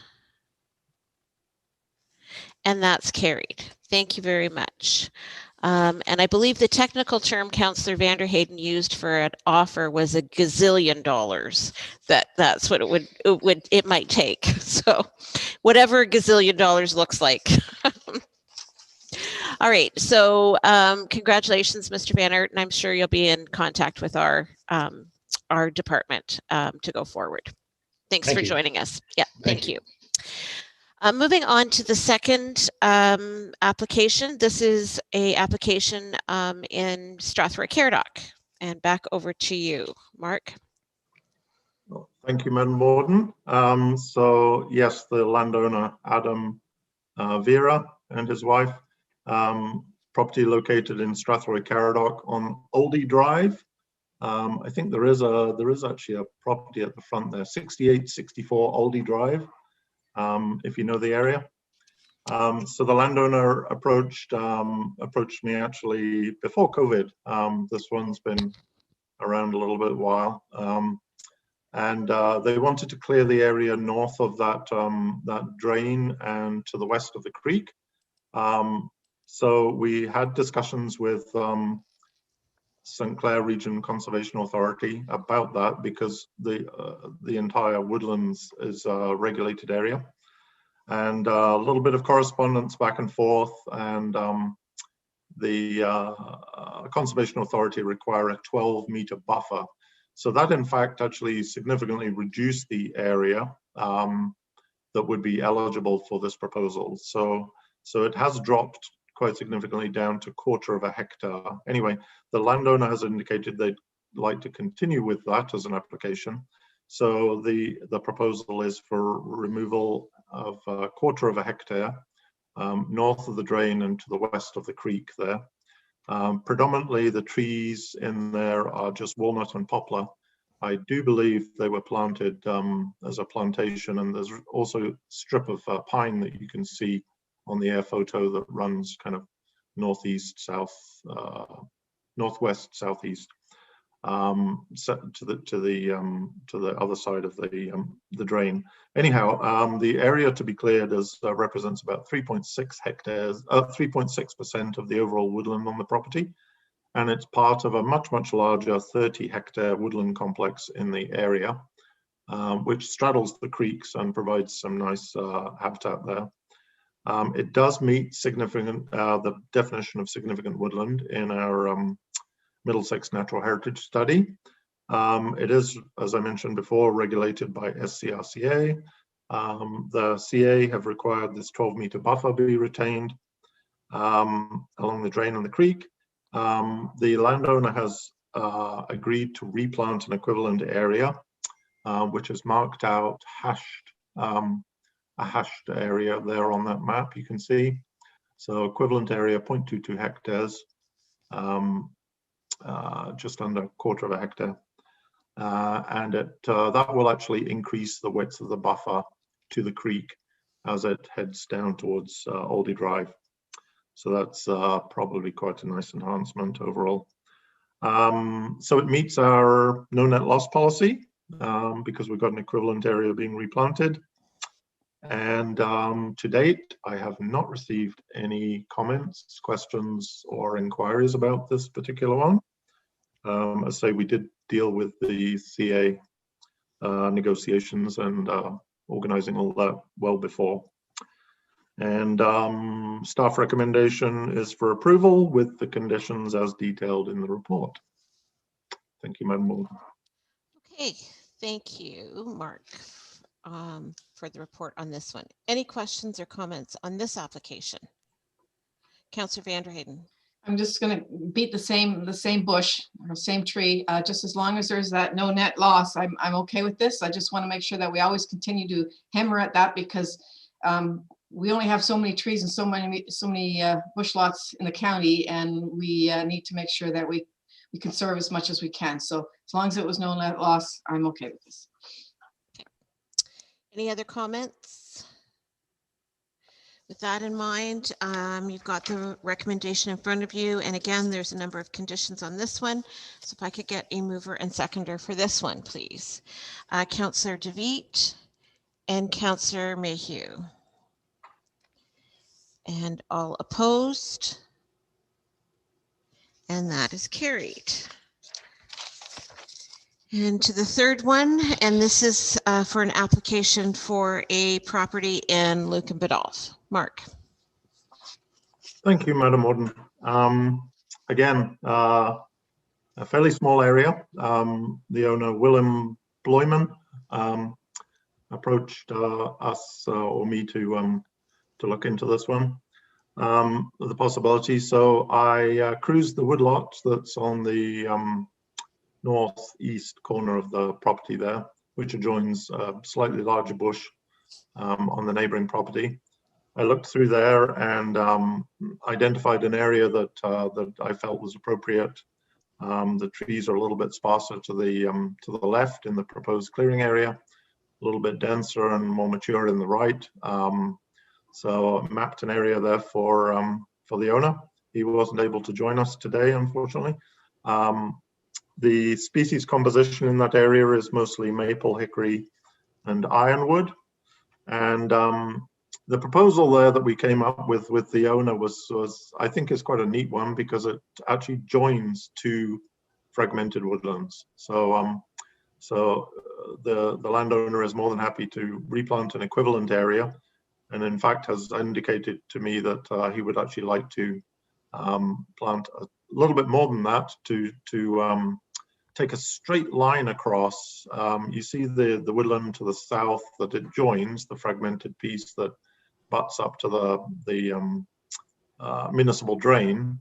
So he would like to draw a line across that and across to join the new planting and infill that little piece. So essentially that that area north of the municipal drain will, or to the east of the municipal drain, will then, if council approves the clearing, will then be a much sort of more square and easily farmed area. It is part of a larger 3-hectare woodland. There wasn't very much, when we did the comparison with 1955, there wasn't very much woodland on this property at all. I don't know if you can scroll to that one, Chris. Yeah, so pretty sparse. So it's actually quite refreshing to see that the woodlands have actually filled in quite nicely. But it's now consolidated into a fairly decent little woodland complex. So I'm not sure if Chris can indicate with his mouse. Maybe not. Oh yeah. So yeah, so Willem was proposing to fill. If you go up a little bit, Chris. Yeah. So fill. If you go east from there, directly across. So he was thinking of filling that piece in addition to the required replanting. So that kind of explains that. The woodlands are actually on this property and on the neighbor's property are actually not defined as significant in our Middlesex Natural Heritage Study. And I'll explain that. That's because they are actually 3 hectares and the minimum area for them to qualify as significant woodland is 4 hectares. Or it can be a smaller area but adjoined to a bigger bush that turns into a cumulative or a collective area of 4 hectares. Anyhow, Willem, as with his previous, I'm not sure if you recall, he did a similar exercise over on a property a little bit east of here a couple of 3 years ago. He's more than happy to replant the equivalent area plus a little bit extra. So we meet the no net loss, but we actually get a little bit of a net gain if he goes ahead with that that extra replanting. To date, I have not received any complaints or inquiries or anything else on this property. And staff recommend approval with conditions as detailed in the report. Thank you, Madam Warden. Great. Thank you very much for that. Mark, questions or comments on this application? Councillor DeVitt. Thank you, Warden, through you to Mark. The red, so the area that's bounded by photograph 1 and 4, that red area that you've mapped out, south of the bottom of that, towards where the owner wants to actually fill in that little pointy piece, the red doesn't coincide with the green this time. And I was just curious, is that just a drawing difference? Usually when you look at the other maps, all of the area that would be cut, that be cleared, matches the boundary edge of the forest. So it would be that part directly above. If I drew a line from 2 to 5, the green area right above that is bigger than the red. Does that make sense, what I'm trying to explain here or ask? Yeah, what you're seeing is the mapped area that I GPSed doesn't exactly match the woodland boundary that was mapped by Upper Thames when they did the Middlesex Natural Heritage Study. So that kind of smooth green line, which outlines the green hatched area, is the mapped extent of the woodlands. The red squiggly line is the GPS boundary that I GPSed and transferred onto the map when I marked out the area for the landowner. So that's why there's a difference between the green and the red line, because I walked around the boundary of the woodland. Oh, so they're okay.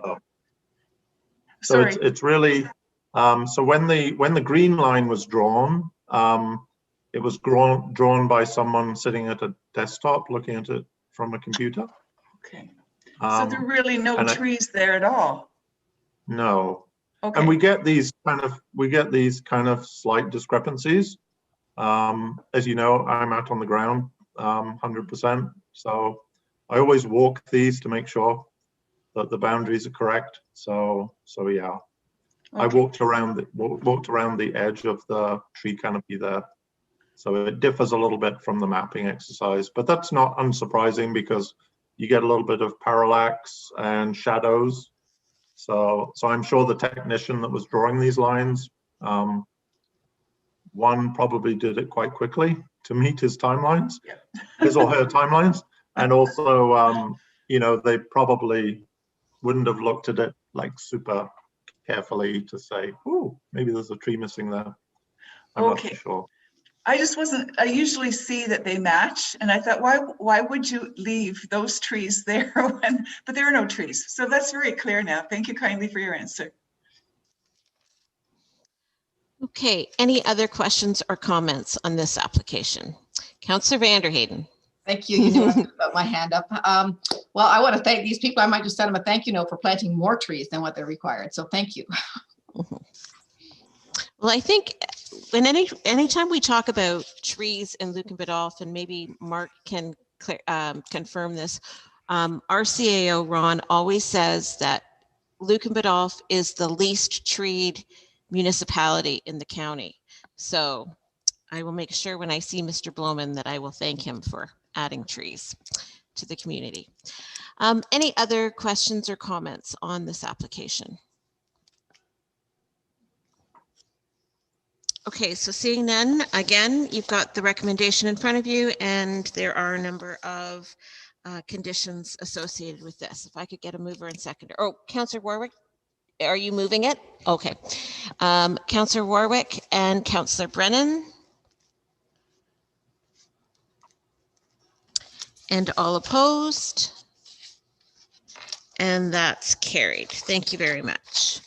Okay, moving on, we're going to go through a couple pages and we are back at Chris's report.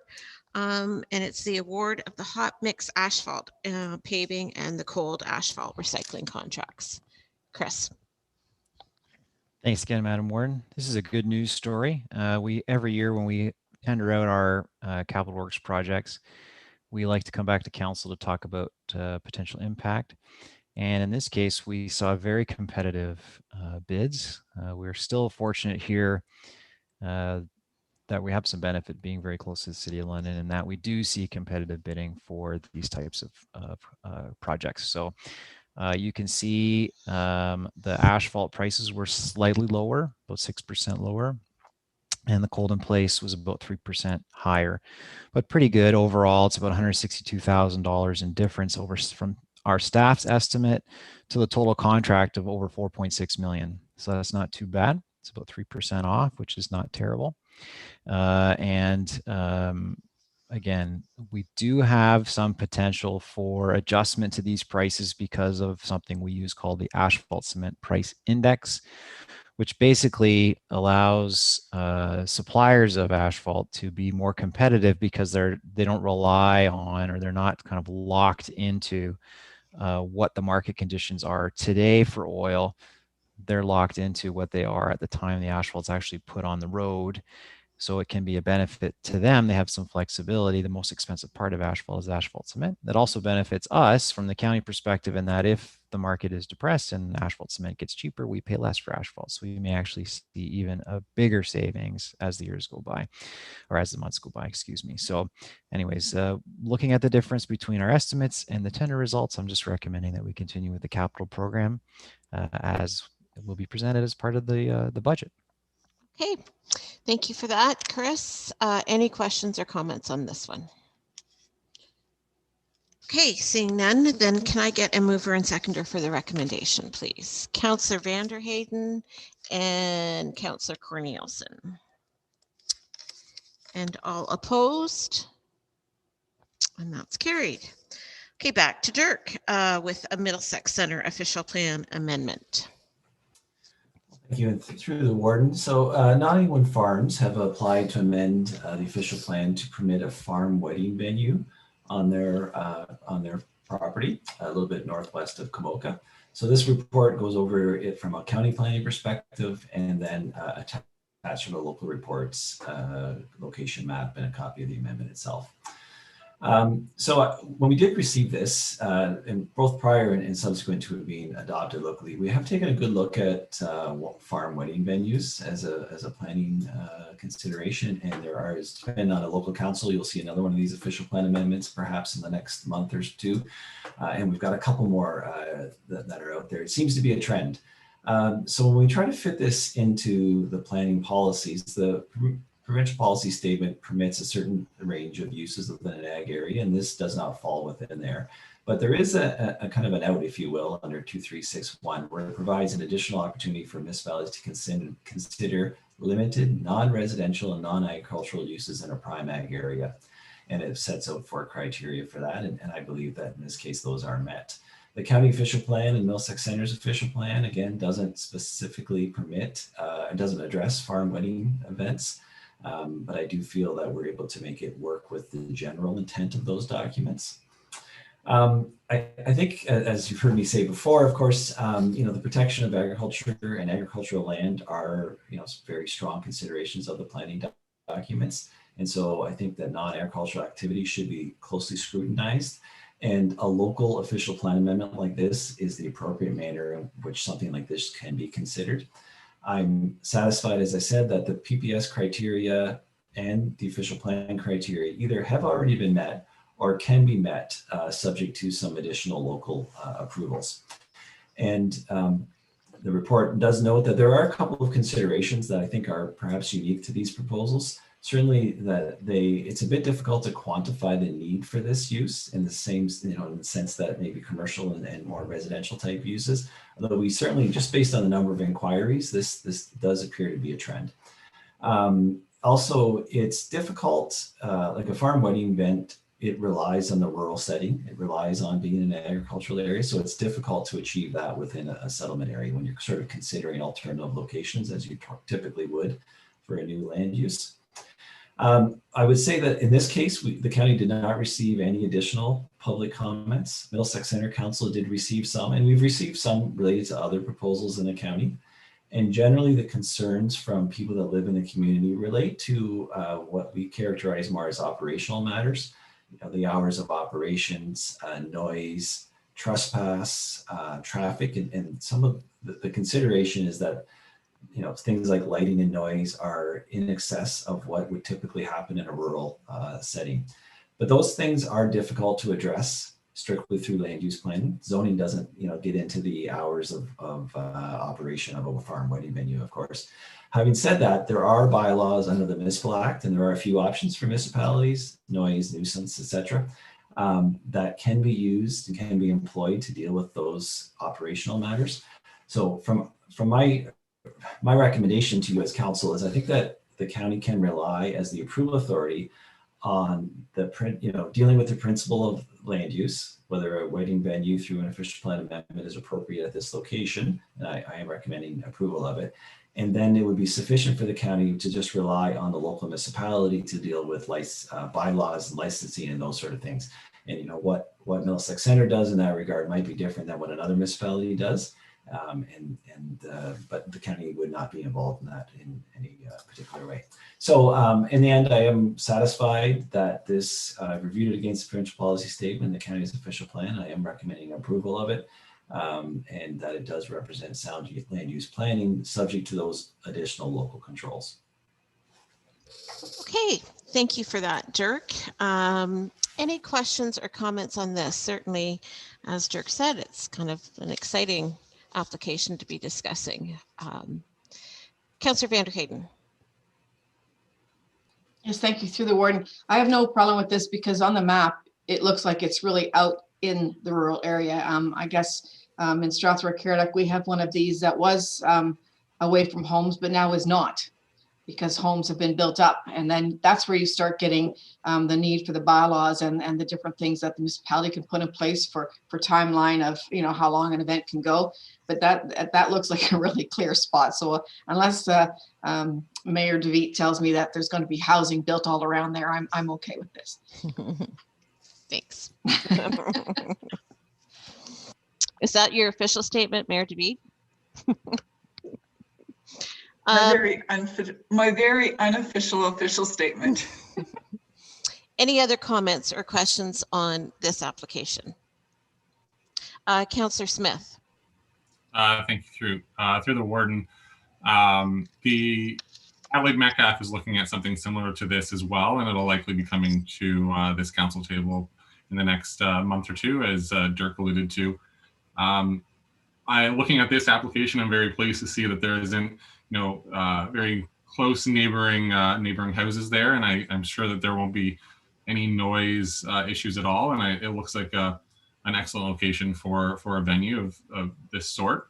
The one question I have, just out of more of curiosity, and I guess I could ask this question to Dirk later on, or Ina, is this operation for a venue, is it already up in operational, or is it looking at it right now and will be transforming the location into an event center?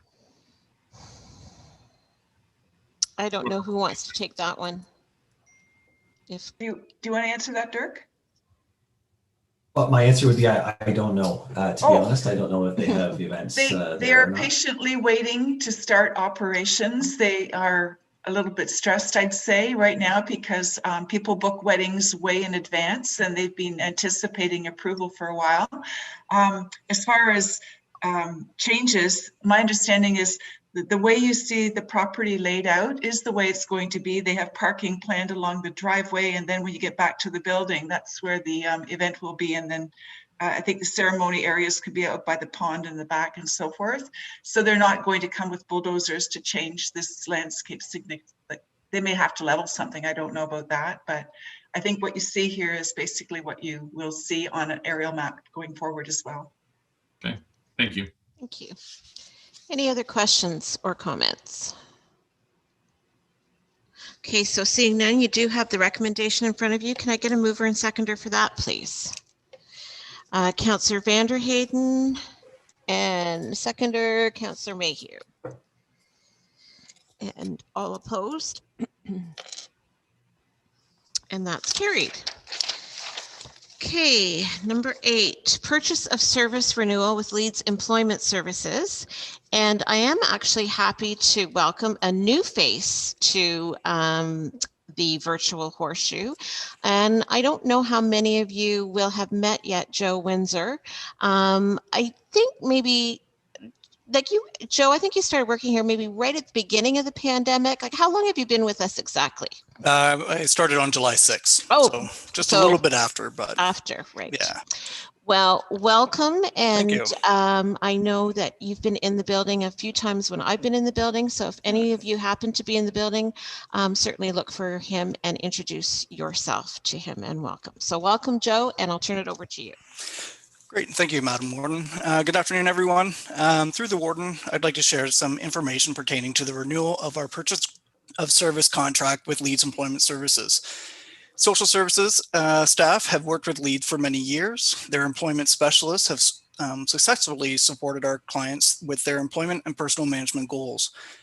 Leeds has been an integral part of our service delivery model with the work that they do with our vulnerable clients. Leeds' expertise with serving persons with disabilities and barriers to employment is exceptional.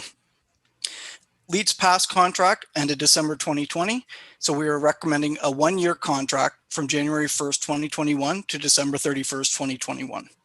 For 2021, this program can be accommodated within the Ontario Works funding allocated.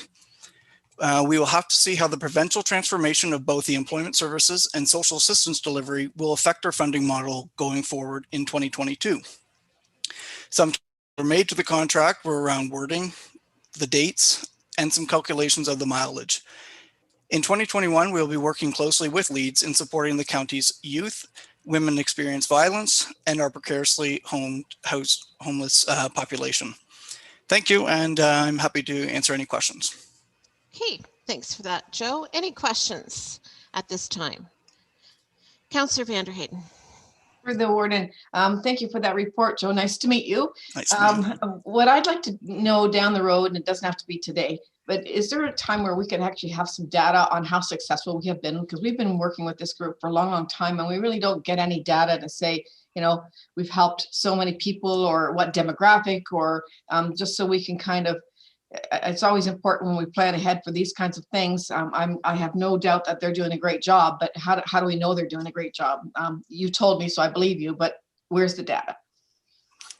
Fair enough. Through the Warden to the councillor, thank you for the question. And absolutely, it is something that we can bring forward in the next couple months. Any other comments at this time? Cindy.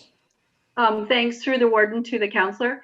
Actually, for the next meeting, we're going to be coming back with an Ontario Works and Childcare update in regards to stats. So you'll probably be seeing Joe come back to the next meeting as well. Any other questions or comments at this time?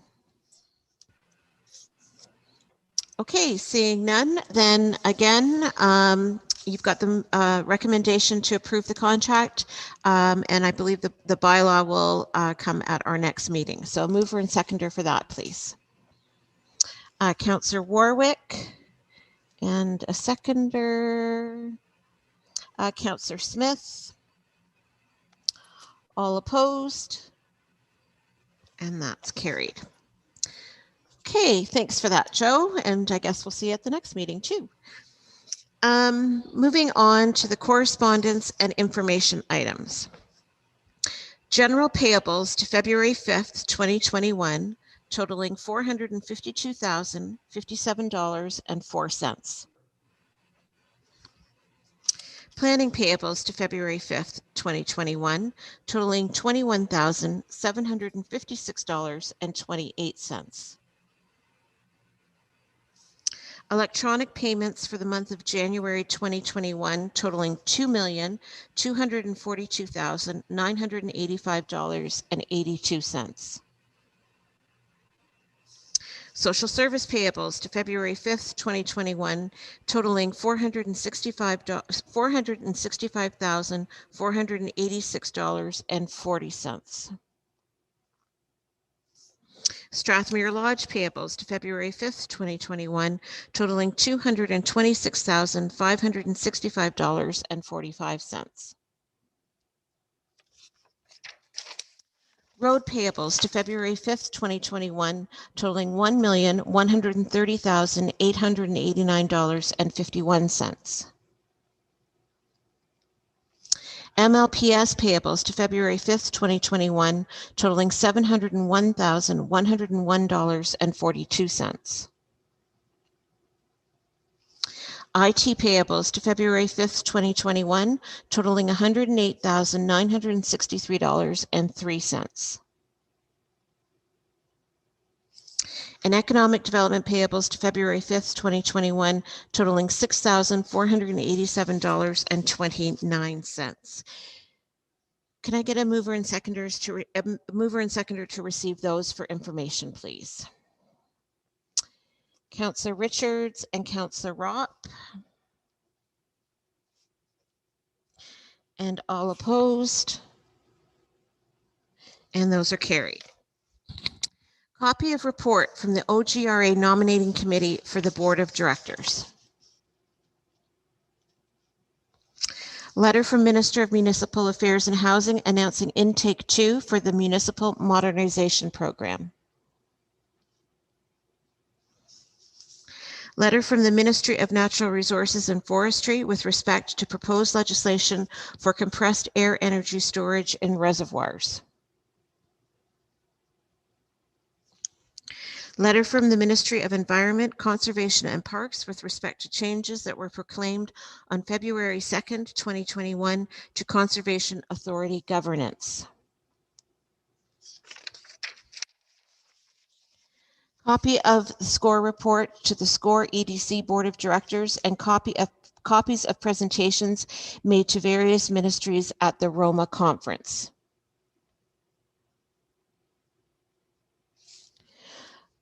Copy of the Oxford County copy of a letter from Oxford County supporting the Zora School Retention Plan.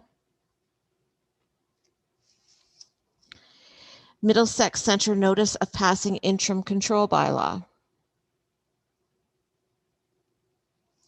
Middlesex London Board of Health monthly update for January 2021.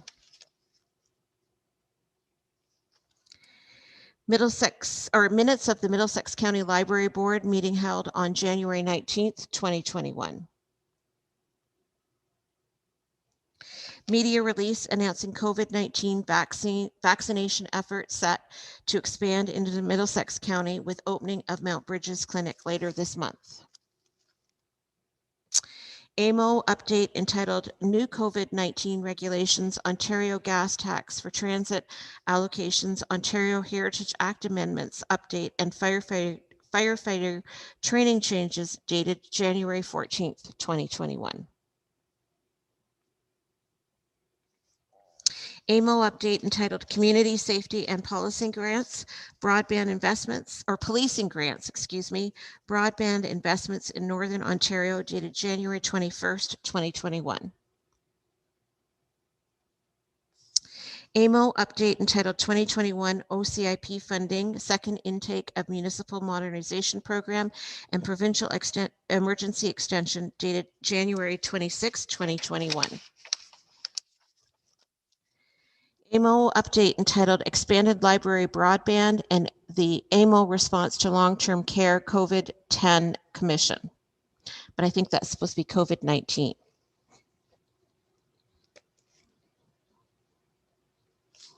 Copy of a letter from the Middlesex Federation of Agriculture to the Minister of Finance requesting that OMPF funding be returned to the same level as 2008. Copy of a letter from the Middlesex Federation of Agriculture to Western Fair with respect to the recent FedDev funding announcement.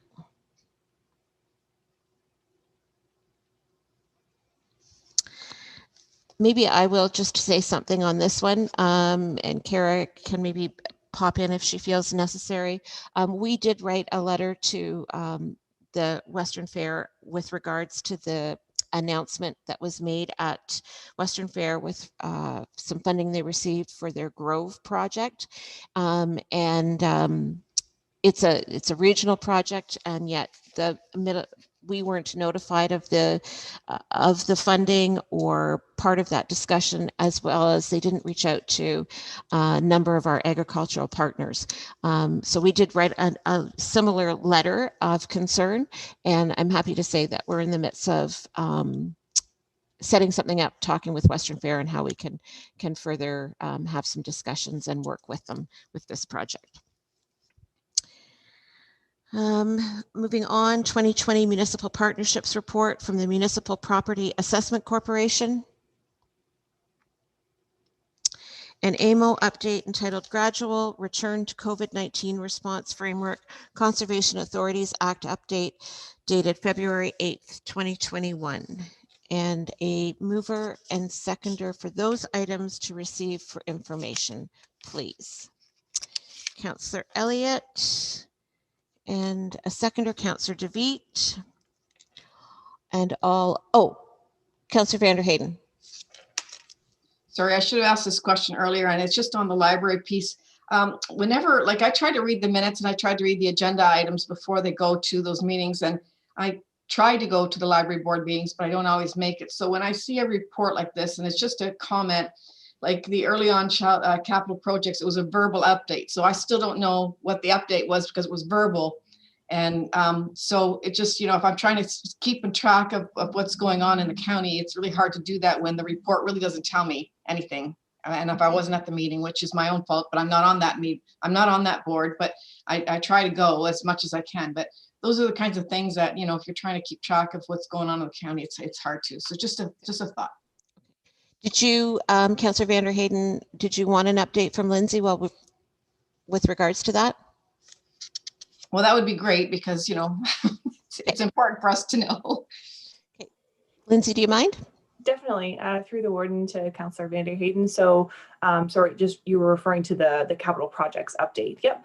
And so it was, kind of some last minute information, and unfortunately that's why it wasn't written as a written report. And so we'll definitely rectify that for the March meeting, where I'll be able to come with a full written report on progress. But just gave the board an update on where we're at with the Strathroy project, which was that, construction had started right at the beginning of January. So, or that next phase of construction had started in January, and things are going well. And as well, just gave an update about the Ilderton site where construction finished in December. We had hoped to have some sort of ribbon cutting ceremony, and I know we were in touch with a few of you at this meeting today about participating in that event. Because of COVID restrictions, obviously, we've had to delay that, and it'll likely be delayed until spring or summer for that ribbon cutting ceremony. But that project wrapped up, and I'll be able to share more details for sure on the progress of the Strathroy project at the March library board meeting as well. Okay, thanks, Lindsay. Okay, we do have a mover and a seconder to receive those items for information. Were there any, before I call the question, is there any other comments that got missed? Okay, then all opposed to receiving those for information, and that's carried. Inquiries. New business, you see our next county council meetings, and just a reminder that the March 9th meeting will begin at 10 a.m. with a budget session. And then we do have to go into closed session. Maybe we'll take a take the motion to move into closed, and maybe we'll take a 5-minute or a 3-minute stretch of our legs before we get into the meat of the closed session. But if I can get a mover and seconder to move us into closed, and as the subject is solicitor-client privilege, personnel matters, labor relations, etc. Mover and seconder for that, please. Councillor Mayhew and Councillor Elliott. All opposed? Okay, and